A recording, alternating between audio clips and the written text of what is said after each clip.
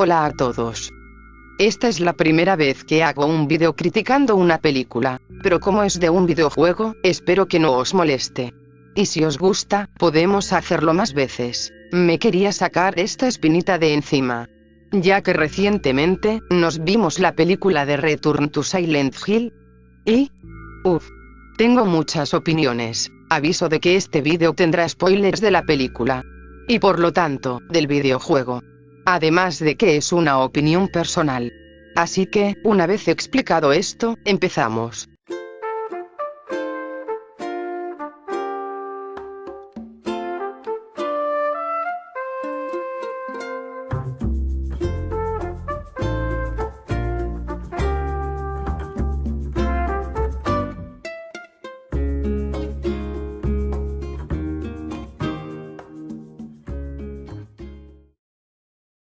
Si tengo que resumir Return to Silent Hill en una sola palabra, es no esperaba nada, y aún así me logró decepcionar. Mis expectativas ya estaban en el suelo, y me hizo tener que ir a buscar una pala, para bajarlas aún más. Sé que sonará contradictorio, pero tenía ganas de verla.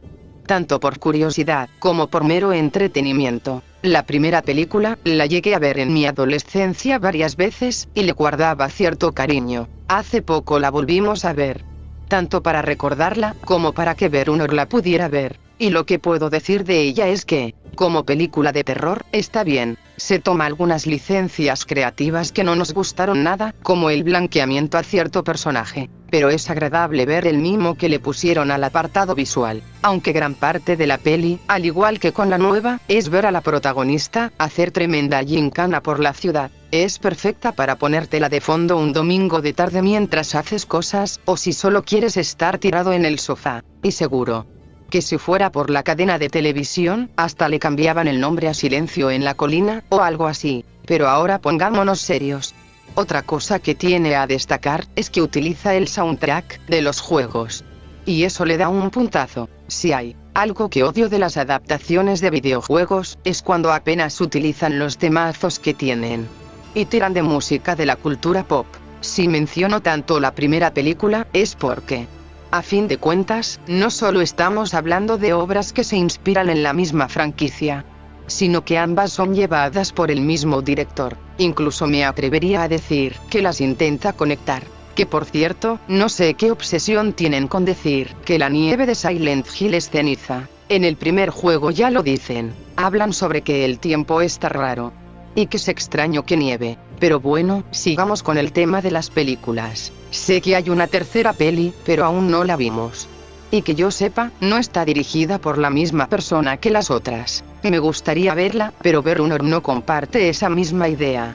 Y es que si me aburro viéndola, no tendré con quién charlar para que se haga más llevadera la experiencia. Si queréis que hable de ella, o le haga una reseña, decidlo. Y así le convenceremos. Antes de nada, os tengo que decir que tengo un poco cruzado a este director, debido a un comentario que hizo respecto a la primera peli, en la que el protagonista principal es cambiado de género. Lo cual no tiene por qué ser un problema. E incluso podemos marcarnos la voltereta mental, de que la decisión fue porque el tema de la maternidad es algo que está bastante presente en la franquicia, y se quería explorar el concepto. Pero no, su respuesta fue cuanto menos, bastante misoginia mesopotámica. Pero bueno. Sin embargo, me quedó claro rápidamente que Harry nunca actuó como un personaje masculino. Se marea y fatiga constantemente. Hablando consigo mismo. Gritando. Era muy vulnerable. No queríamos traicionar la naturaleza del juego cambiando los sentimientos y motivaciones del personaje, así que sentimos que era mejor cambiar a un personaje femenino protagonista, para mantener todas esas cualidades importantes. No quiero que la gente piense que he sido políticamente correcto, porque cambié a Harry en Rose. No hay correcciones políticas en Silent Hill. Christopher Gans, nota de Verunor. Pues claro que no eres políticamente correcto. Eres políticamente incorrecto y machista. Todos tienen derecho a retractarse, y han pasado 20 años de la película. Pero eso sí, no pienso perdonarlo. El marido de la prota habría sido un Harry Mason perfecto. Así que mejor centrémonos en el presente, y hablemos de Return to Silent Hill. En sí, es una reinterpretación del segundo juego. Si hay algo que diferencia Silent Hill 2, de los otros juegos creados por el Team Silent, es que es el que más cosas deja a la interpretación, lo cual hace que se sienta más íntimo. A diferencia de los otros, en el 2, el culto no tiene importancia. E incluso la atmósfera es más opresiva y deprimente. Me atrevería a decir que más que dar miedo, es desesperanzador. Muestra la caída a lo más bajo del ser humano. Sirve para dar más lore al universo de Silent Hill, pero funciona por sí solo. No es necesario jugar a los otros títulos de la franquicia para entenderlo. Así que, cuando te enteras de que en la película han decidido tocar cosas que estaban ya establecidas y añaden el culto para intentar darle más sabor, como que te deja un poco descolocado, pero aún más roto te deja. Cuando el añadido estos elementos es solo echarle tierra a la comida, pensando que es una especia. Lo peor es ver que apenas se interactúa con ello, acaparando escenas que se le podrían haber dado a otros personajes, los cuales, por cierto, dejan inconclusas sus historias. Si se ponen cosas originales, se deberían quitar otras, para que puedan explorarse debidamente, en la hora y 40 que dura la película. Es que si no, ¿para qué me metes ideas nuevas, si luego no se van a explorar? Supongo que para dejar más cosas al aire. Y de una falsa sensación de, es que no entendisteis la película porque no os la dan masticada, cuando en realidad es un, no se entiende, porque el que mucho abarca, poco aprieta. Silent Hill 2 deja muchas cosas para que tú pienses, pero se siente orgánico. Mientras que la película va dando trombos de un sitio a otro, de manera muy caótica. Esto es como ver a alguien haciendo una paella, y que termina echándole la nevera entera. Acaba siendo arroz con cosas. Desde el principio, el James de la película es bastante distinto al del videojuego. Lo llamaremos Jaime para diferenciarlo. James es serio, calmado y amable. Podría llegar a ser tu vecino, alguien normal. Y Jaime en cambio, es un viva la vida. La relación de James y Mary, antes de la enfermedad, apenas es mencionada en el videojuego. Pero aún así, consigue verse profunda, con un montón de pequeños detalles, que muestran el amor que había ahí. En cambio, en la película, a pesar de que tratan de crear unos lazos delante del espectador a base de flashbacks, su relación se siente vacía. Como si solo se conocieran de unos meses, y siendo todo muy superficial, no llegué a conectar. Di tú, que iba ya con la mentalidad de que iban a estar súper fuera del personaje. Solo tienes que mirar a Jaime, se parece más físicamente a Henry. Uno de los puntos importantes, es que James recibe la carta de su mujer ya fallecida, para verse en Silent Hill. En la película, acortaron parte de esta carta. Y no se hace mención sobre que Mary ha pasado a mejor vida. Para Jaime sigue viva. E incluso nos enteramos más adelante que es su exnovia. Supongo que parte del tremendo tajo que le meten a ese texto, tiene que ver con que aquí tanto Jaime como Mary, son residentes de Silent Hill, aunque Jaime solo se muda cuando empiezan a salir. De hecho, me hace bastante gracia un diálogo, al que no le veo nada de sentido. Ambos están en un momento muy relationship goals, y Mary le dice a Jaime que en Silent Hill no hay nada. Ni bares ni museos, cuando es en el 2, donde está la parte del museo. Y encima en todos los juegos se ve que hay bares. Y antes de que salte el comentario de, oye, pero tal vez es que en la película es distinto el pueblo, y no. Se ve un bar en la película. Silent Hill no es un pueblo con 4 casas desperdigadas. Pero sí tiene hasta parque de atracciones. Y es que el tema de los diálogos, es una cosa que más de una vez me dejó un poco descolocada. A veces agarran textos, sacados tal cual del juego, pero los ponen de una manera que quedan extraños, incluso confundiendo al espectador. Pareciera que le han metido mordiscos a la trama. Y no sé si eso es bueno o malo, porque os juro que a mitad de la película ya no podía más. Gran parte de la peli son persecuciones, cosa que ya pasaba en la primera película, pero incluso me atrevería a decir que empeoró la calidad. Y el hecho de que los personajes que se encuentra Jaime estén a medias de escribir, o estar por estar, no ayuda. Creo que si se hubiera priorizado las relaciones entre los personajes, en lugar de verles huir durante tanto rato de los monstruos, hubiera ayudado a que la trama fuese mejor. Incluso podrían haber quitado personajes. Para que me los trates mal, mejor no los pongas. Plasmar Silent Hill 2 en solo hora 40 es bastante tedioso, pero se pone peor cuando saturas la trama, dejando partes inconclusas como Eddie, que el pobre solo sale unos minutos y se olvidan de él, al principio. Cuando Jaime se encuentra con él, la escena es como la del juego. Pero luego cambia por completo, y pasamos de un personaje importante a uno de paso. Incluso la psicóloga sale más que él. Le puedes quitar de la trama, y ni te enterarías. Es muy triste, pero sin lugar a dudas, creo que lo más lamentable de toda la película, es lo que hacen con el personaje de Mary y María. Aquí nos cuentan que el padre de Mary era uno de los fundadores del pueblo. Y hay toda una secta alrededor de su familia. Esta trama podría haber sido bastante interesante, si se hubiera profundizado en ella en primer lugar. Explorar el tema del abuso, de cómo la víctima puede acabar normalizando su situación, podría funcionar siendo contraparte de la primera película. Ya que pareciera que buscan relacionarlas, lo que termina pasando, es que queda de segundo plano, sirviendo solo para dar una explicación a la enfermedad de Mary, y el porqué de que Jaime la abandonara. Se supone que enferma por la medicina que la daban.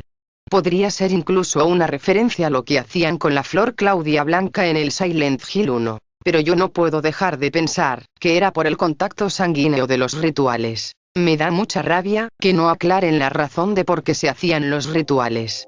Más allá de mira, qué grotesco, Además, tampoco explican la importancia del padre de Mary. Todos son súper pesados hablando de él, pero nadie dice nada más. Si tan genial es, dime 4 cosas geniales que haya hecho y que no solo sea el fundador del pueblo. Y no me vengáis con que no es necesario tener las respuestas de todo, y que hay que dejarse llevar por las incógnitas, porque estamos hablando de algo que se supone que es importante. Es que su única relevancia es darle un trasfondo chungo a Mary. Trasfondo que, por cierto, siento que agarra de otro personaje. Pero de eso ya hablaremos. Y es que ¿para qué me lo dejan así? Es otra cosa que podrían haber quitado de la trama. Porque, dejando a un lado que no estaba en el juego original, está comiendo minutos de la cinta, que podrían haber aprovechado con otras tramas. No había necesidad de añadir la secta, incluso la enfermedad de Mary en el juego no se llega a explicar, simplemente ocurre. Tengo que admitir que no me quedó del todo claro si realmente Jaime hace lo que tú ya sabes con la almohada, o si combinaron varios finales del juego a la vez, ya que primero dicen que no la volvió a ver, luego nos muestran que está internado, y luego pasa a mostrar el final de ahogado. Que, lo siento mucho, pero tremendo blanqueamiento a Jaime, porque aquí es Mary quien se lo pide. Y sí, en el juego ella dice que no quiere seguir, pero rectifica rápido, quiere seguir viviendo. Está asustada, sufriendo, porque ve cómo se marchita, y cómo su vida se escapa de sus manos. Esto es un miedo muy real. Ver a un ser querido enfermar, hasta el punto de que no lo reconoces. Que te cuesta mirarlo, porque ves a otra persona cuando le miras a los ojos. Que solo es una sombra de lo que fue en su día. Viendo cómo su brillo se desvanece, es algo muy doloroso.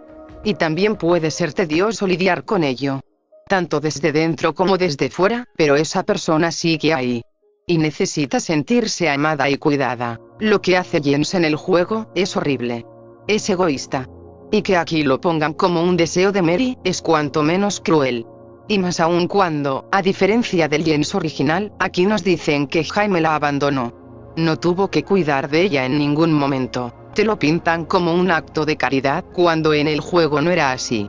El juego en su totalidad es un dilema sobre que James lo hizo, porque en el fondo tenía resentimiento de no poder estar viviendo su vida, cosa que afecta a su infierno personal, y el cómo ve las cosas en el pueblo. Que los enemigos sigan con la apariencia BDSM, sensual y a la vez mal rollera, pierde gran parte de sentido. Que sí, que esto último puede ser a la interpretación de cada uno. Pero yo solo digo que las enfermeras no trabajan con esos trajes, y James se la pasaba mucho en el hospital. La imaginación es poderosa. Saquen aquí sus propias conclusiones. Pero da igual todo esto. En la película, Jaime parece que se castiga más por haber abandonado a Mary por sufrir los abusos de la secta, que por acabar con ella, que al fin de cuentas sigue estando mal. Y es un tema delicado. Pero estás viendo cómo esa persona que supuestamente amas, está siendo abusada por un montón de personas y tu primera reacción es yo me voy. Y si no te vienes, ahí te quedas, como si la culpable fuera ella. Parece que sea Jaime quien ha sufrido todo eso, y no Mary. No te digo que no sea una situación horrible de ver, y cause impotencia. Pero pasamos de que nuestro protagonista se torture a sí mismo, por haber acabado con sus propias manos con el amor de su vida. Aló, Ea, escapaste de tu novia la sectaria, abandonándola a su suerte, pobrecito Ea. Supongo que parte de la culpa viene de saber que fue él quien evitó que escapara al atropellar su maleta y llevarla de regreso. Por no decir que la escena no tiene maldito sentido. El autobús estaba llegando, y Mary actuaba como si hubiera tenido que tirarse delante para que frenara. El conductor ve perfectamente el problema con las maletas, y ni siquiera se baja para ayudar. Puede que sea la diferencia cultural con respecto a Estados Unidos, no sé cómo funcionan allí los buses, pero aquí, si hace falta hacer hueco te los buscan donde sea, pero bueno.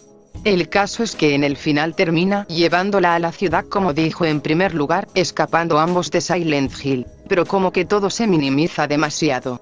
La culpa sigue estando ahí, pero no es el mismo tipo de situación. Es más, Jaime podría haber puesto más empeño para que se fueran del pueblo, y como la historia está tan bien contada, a partir de este punto ya no sé qué pasó, o dejó de pasar. O si es que son universos paralelos, tal vez intenta contar cómo nos quedamos atrapados en los sucesos traumáticos de nuestras vidas. Dándole vueltas y vueltas, viendo las distintas posibilidades. Pero bueno. Pasemos a hablar de la pobre María. Que es otro personaje al que trataron muy mal, perdiendo toda su carisma y marcándose lo que yo considero la peor escena de la película. Pyramid Head es una entidad que da mucho de qué hablar. Muy arraigada a James. Que te observa. Te persigue cuando tiene que hacerlo. Pero aquí lo han puesto, de la manera más aburrida y básica posible. El punto es, que quieren que te quede claro. Casi desde el principio, de que es como la ira de Jaime, así que... En un momento donde María le está diciendo de volver, Jaime se cabrea e invoca al Pyramid Head como si fuera su propio stand, y se la carga. Y para que te quede aún más claro, mira este zoom en los ojos de Pyramid Head, puedes ver los ojos de Jaime. Pero espera, hay más. Mira este flashback con tremenda barba de Jaime, porque está muy triste por haber abandonado a su novia, se está dibujando a sí mismo con un cono en su cabeza, como haciendo referencia a que está encerrado a sí mismo. Nota de Bernor, posiblemente haciendo referencia al aspecto de Eddie, implicando que sea otra parte de la psique de Jaime. Es que mira que hay cosas que podían hacer con María. Me ponen escenas que han decidido calcar plano por plano, pero justamente la de María hablando con James desde la prisión. Que es una de las más icónicas del original, eso ya no. Quita, que no sabemos qué hacer contigo y estorbas. Preferimos poner una escena con este monstruo araña y Pyramid Head. Haciendo que pierda completamente la ambigüedad de la escena con el maniquín. Pero oye, supongo que es porque no es James. Así que siento que no puedo quejarme del todo de esto, más allá de decir que el diseño del bicho no me gustó nada. Ni la escena en sí.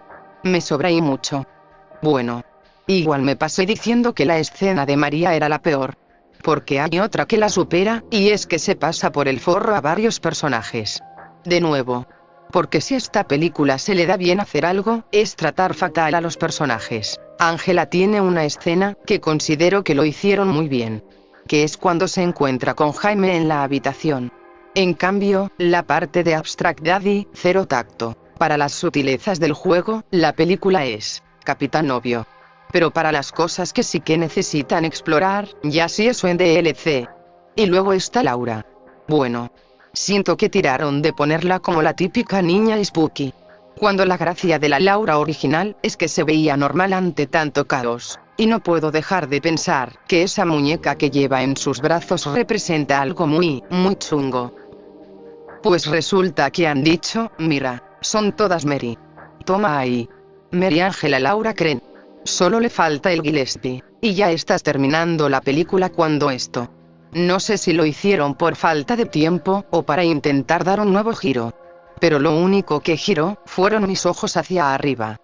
Se siente ridículo. Que supongo que intenta encajarlo con el tema de los abusos por parte de la secta y su padre. Para que no esté tan de segundo plano. Pero no llegas a conectar con ello. Porque son personajes que funcionaban por sí mismos. Son personajes propios. Si lo que querían era hacer una película sobre el abuso de la secta, otra vez, el 3 y el 4 hubieran sido mejores opciones. Además, que todo lo que ocurre parece una manifestación de la propia Mary en la mente de Jaime, a lo Alessa. Cuanto más lo pienso más me duele la cabeza. Hay tantas cosas mal, y mira. Porque no tengo ganas de hablar de los efectos visuales, que honestamente, siento que la primera se veía mejor. No se notaba tanto el CGI, amo las cosas abstractas. Pero esto ya es un sinsentido, que busca impactar al espectador, con algún que otro jumpscare. Que la saga puede que tenga uno u otro, pero se centra en el terror psicológico. No sé hacia quién va dirigida esta película. Porque a los fans, la mayoría van a estar con la mosca tras la oreja por los cambios de la trama y personajes. Y al público casual, no sé si llegaron realmente a conectar. Además que el marketing que le hicieron fue horrible. Tremendo spoiler te comías tanto del juego, como de la película. Lo único rescatable fue la banda sonora. Porque Yamaoka, al igual que la primera, estaba presente. Así que, algo que me llevaba. Aún así, siento que se escuchaba muy poco. Y hubiera preferido que la canción de Jaime y María fuera alguna del juego. Pero todo lo demás... es que... os juro que hacía bastante que luchaba por no quedarme KO con una película. Es como que querían abordar todo y no sabían por dónde tirar. Pero bueno, esta es mi pequeña opinión. En verdad me quedé cansada de escribir, y siento que aún así me dejo cosas por soltar. Pero ahora es mi cabeza la que tiene niebla. En fin. Si vosotros visteis la película, ¿qué os pareció? ¿Cuál es vuestra opinión? Nos vemos. Hasta la próxima.